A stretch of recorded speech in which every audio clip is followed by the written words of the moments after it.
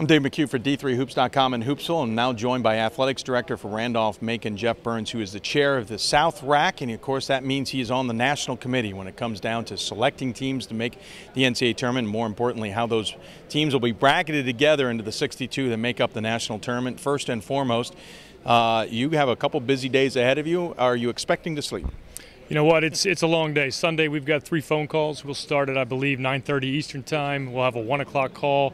Then we'll start at 5 o'clock, and last year I think we got off the phone around 1:15, and then I drove back to Richmond about 3 hours and had an 8 a.m. phone call to make sure that everything we did the night before made sense. So it's a lot of work, a lot of fun, a lot of really good people on the committee, but a lot of work, no doubt. You guys have been working towards this. Obviously, 3 regional rankings that we have seen so far. Mock regional ranking that nobody sees. You guys kind of prepare, but you also have chats beforehand. What's been the overall message from the national committee? What's been the overall message you've been giving your RAC? Yeah, it's a great question. Strength of schedule is the big argument, and we talk about it with coaches all over the place. We talk about it in our committee. It's just one of the criteria that counts, but when you get into a situation where you've got the country and you're trying to get numbers and you're trying to, I mean, we all have the eye test, we all see the wins and losses. The strength of schedule sometimes is a little bit of a separator, and what you try to do with the strength of schedule number is to figure out what is a really good strength of schedule number, and what does that mean? And you kind of peel off the layers a little bit. You try to figure out who people are playing. We'd like to see good wins, like to see people travel on the road, but all the criteria counts. And then when you get in and you're looking at a team out of the South and you're looking at a team out of the West, it's tough to get a lot of comparable numbers, so you count on some of those categories. How easy or how helpful on the SOS side of it does a results versus region ranked or common opponents or head-to-head make it? Or on the flip side, does it actually make it more difficult to understand the SOS? Well, you know, this is the first time we've gone to once ranked, always ranked. We've changed that, so it's a little bit different for all of us. And each week, that who you play as a ranked team changes, and when that changes, it changes that record. So, you know, we've been paying attention to it for sure, and that's one area that you can sit there if you've got some data. You can say, hey, you know, they're playing a lot of teams in the region. They've got wins against the region, but my fear is sometimes it changes. So the bottom percentage of that RAC ranking can change from week to week, changes that a little bit. So we're going to pay attention to it for sure, and anytime we have any information that we can take across region, we're certainly going to use it. How much has the all games count, as long as you played 70% of your games, played a factor? It almost seems, from our point of view, it's entered a lot more losses into the equation, which seems like it makes it harder to differentiate really the teams out there. Yeah, you know, we're in year 1 of it, and I think you're right. As we look across the country, there seems to be a lot more losses. Strength of schedules have changed a little bit too from numbers last year. So, you know, it's a new year. It's something we're going to have to certainly look at, but it seems to have changed the data a lot. When you look at things, of course, on a national scope, there's been lots of questions about different regions. We'll get to that in a minute. But again, you have the SOS, but then the primary criteria changed because now you can count all the games. You have results versus regionally ranked. That changed. You had so many changes. I mean, last year the SOS math was changed a little bit. Now we have the all games counting. That's changed the SOS numbers. There's been a lot of changes. Is that hard to kind of keep up with since you got used to one thing last year and now you're kind of reinventing the wheel again? Well, the committee changed about 4 people in the committee. So we've had some old timers, we had some new people, and I think the biggest thing that the committee tries to do, and did I thought a great job last year, is be consistent. You know, and what I'm really concerned about is when it's all said and done, you may not agree with everybody who gets in, but you're going to be able to figure out why we got to where we got to. And you may not like it, but you're going to see it. And I think that consistency across the regions is really, really tough. And I struggle in the South because I've got Virginia teams and Texas teams. Yeah. I'm almost a mini part of the country, and I see the trouble that my RAC has with trying to figure out who they think and who they've seen. And, you know, I've watched a lot of games for free on TV, and I'm trying to figure it all out. We're trying to be consistent. We're trying to set some standards, and the criteria is the standard. But even within that, you really got to look into it and see who you've played and see who they've played and peel it back, and, you know, again, wins. I mean, you got to go out and win some games. So it's not just strength of schedule. You got to have some wins there as well. Your region's got as you point out, a wide area, but it's got some interesting developments. You had Randolph-Macon won. As we talk, Randolph-Macon has now lost to Hampden-Sydney. I know that stings for multiple reasons for you. But then you had Emory too. I know you and I talked about, that's an interesting scenario. Their SOS certainly is helping them. You've got Texas-Dallas out there, who SOS hasn't been helping them. Virginia Wesleyan's parked there. You got a cacophony of a bunch of different teams who look completely different on paper. It seems like it's been a challenge this year. It's been a real challenge, and our RAC is trying to hear the message from the National Committee, and the National Committee is reviewing the RAC stuff. And, you know, I hear arguments on both sides for Team A and Team B and Team C, and I can agree with all of them. That's the frustrating part. There are really good arguments for all this kind of stuff. In the end, the committee's trying to be consistent across regions, and I think what happens in one region is it doesn't make sense to them in one region, but when you explain it throughout 8 regions, it starts to make sense. They still may not like it, but it makes a little bit more sense. And you get into that national call on Sunday, and you're there for 6 or 7 hours, and you're trying to decide between really, really good teams. Yeah. It's not easy. It's hard, and you're trying to just be consistent across the bases. You talk about the consistency. Let me just bring up, if you don't mind, a couple spots across the country where it seems like it's maybe a little inconsistent, and maybe we're wrong. Cabrini was 1, fell behind Scranton to 2. Now they're back to 1. They have a weak SOS. Albertus Magnus, sitting 8 in the Northeast, has a weak SOS, but a really gaudy overall record. We see it in some other places. St. Norbert sitting 5 despite a good record and a weak SOS.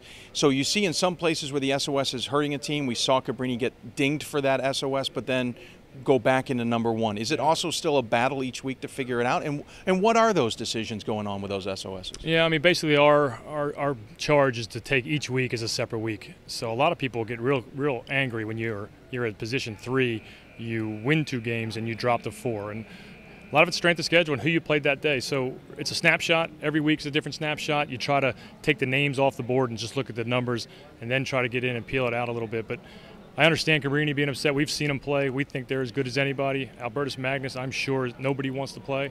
The problem we have is across the country, we're trying to make sure that the data we're looking at is looked at evenly across the country. And with that, sometimes those questions come in. Our hope is these things will play themselves out a little bit.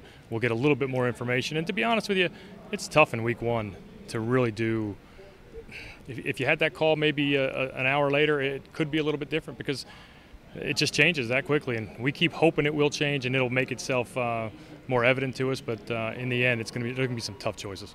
Is there a message purposely or not purposely of weak SOSs of, come on, you need to fix that if you really want to be on top of your region?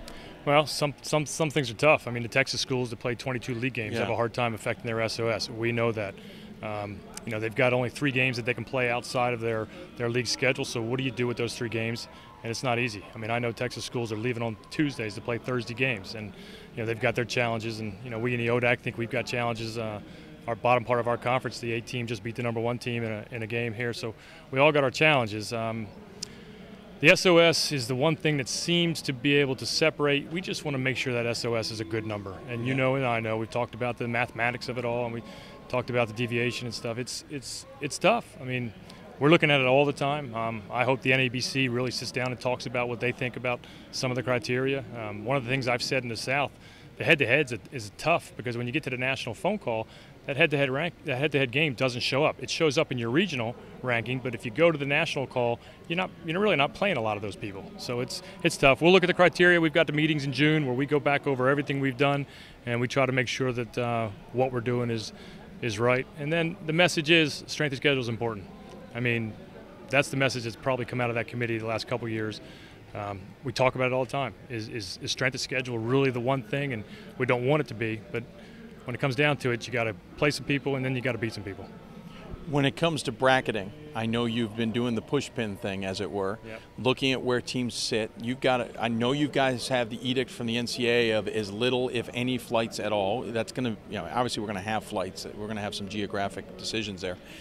But when you look at the landscape right now, how difficult will it be, or do you think you've got a handle on how this bracket can come together nicely? I think it's both. I think it's incredibly difficult. I think that you can see with the push pins where you've got some issues. You've got 2 teams out in California. You've got teams out in Washington State. You've got the Texas schools. You've got Emory in Atlanta. You got some people that Colorado College. You got Colorado College. Colorado College wins that, and they can. I mean, that really changes a lot of stuff. So I think it's going to be difficult. We're obviously not looking for flights. We don't want to spend a ton of money on flying people all over the place. So it's going to be interesting. Last year's championships going to the Division I, that was the first year that I was a part of it. It was an entirely different draw that we set up. So for me, I'm an old-timer on the committee, but I'm a new-timer in setting it up across the country the way we're doing it this year. So it's going to be interesting for me as well. Have you already put through the ramifications of this loss by Randolph-Macon, how that will affect not only the regional ranking, but how that could affect hosting?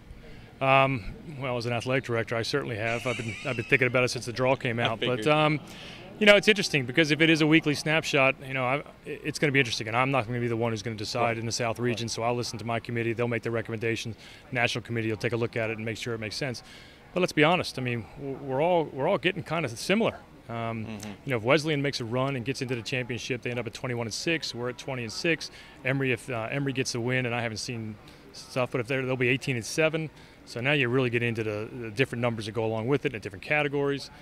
We lose in the first round, so you got UTD. If they make a run into their thing, they're going to have 24 wins or something like that. So Randolph-Macon just made it a little bit more interesting in many, many ways, and so we'll see. We'll see how it shakes out.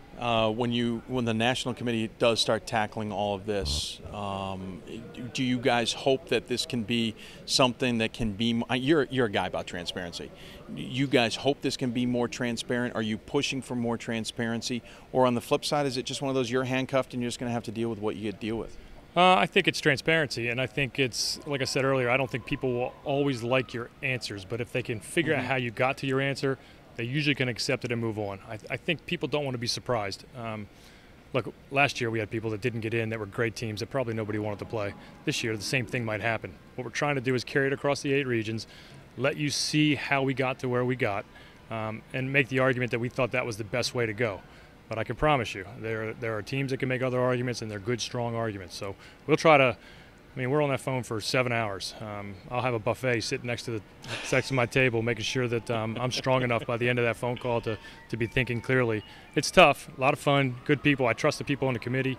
I know that we have actually battled ourselves with the same questions that are out there. My South region, I've got a couple coaches on that committee that ask me very hard questions, and I'm very brutally honest with them what I think the answers are. And as we've gone through, they still are not thrilled, but they're understanding it a little bit. And our South regional rankings have made it a little bit easier in the last week or so. This might be a crazy question. Obviously, we don't have all the results in, but you're from the South region, but on the national committee. Do you think there's one region that might surprise people with the amount of bids, or maybe the amount of success they may have in the tournament? You know, I haven't really thought of it that way, but I do know this. I know the South, and I know the South had more losses this year than they've had in a long time. So you start doing the math, and it comes down to upsets. If Hampton-Sydney, who's as good as anybody in the ODAC, runs through and gets the championship, there's another bid that disappears, and you got Wesleyan and Randolph-Macon fighting to get in, and you just don't know how that's going to happen across the country. Right. So, I mean, you know as well as I do, we're all looking at it. My coach walks off that floor, and he looks at me, and I know what he's thinking. You know, what's our chance? Are we going to get in? And there's a lot of teams going to be doing that over the next 2 or 3 days, and we'll go through the information and figure it out. Well, I appreciate you taking the time to join us, give us a little insight a couple days before you pretty much don't sleep for a day. Yeah. I do suggest getting a hotel, maybe not drive all the way back to Richmond for Monday. Just a thought. Well, I did it last year. I drove back, and I will never do it again. Yeah, so I'll either be here or I'll miss the last game for the championships. We'll see how that goes. Well, good luck. Thank you for joining me. I certainly appreciate it, and we'll look forward to seeing how it all shakes out on Monday. Yeah, we appreciate what you do for all of us, so thank you. Thank you very much. He is Jeff Burns, Athletics Director for Randolph-Macon. Once again, he is the South Committee Chair for the RAC, and he's on the National Committee as well, making all the big decisions with the rest of those around the country. Thanks again for joining us. We'll have plenty more on Hoopsville coming up on Sunday and Monday, as well as we get looking at who's in and who's out of the NCAA tournament.